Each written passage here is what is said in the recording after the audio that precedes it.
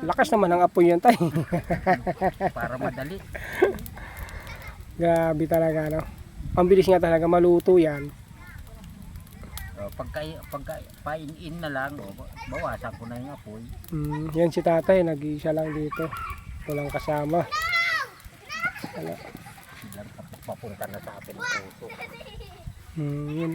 Nagluto na siya maaga kasi wala siyang ilaw. Saka mahirap yung ano.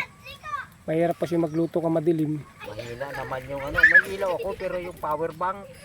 Oo, napakahina. Kasi ang gamit nila dito, power bank lang daw na pang ano sa May ilaw. ilaw din yung radyo. Ang kaso, makamalubat. Mahina. Ayan o. Oo. Oo nga, no.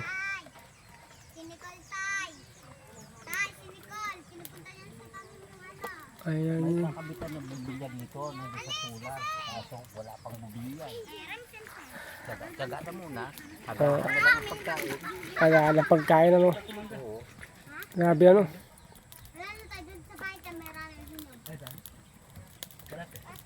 Hindi kaya masunog. Sa bagay, kaya ma-adjusan tayo, no.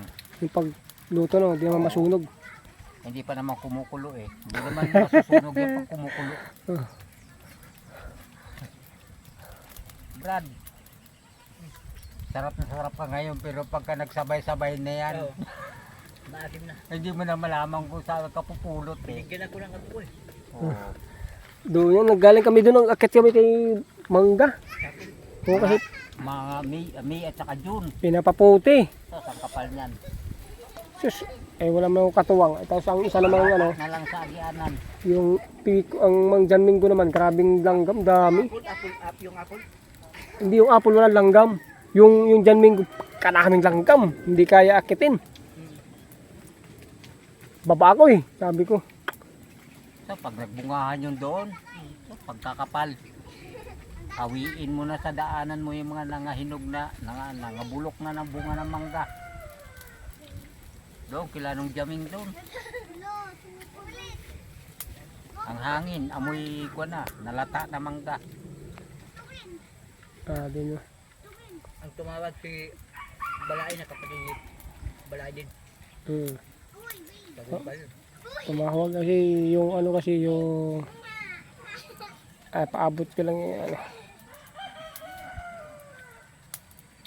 Sabihin kayo na.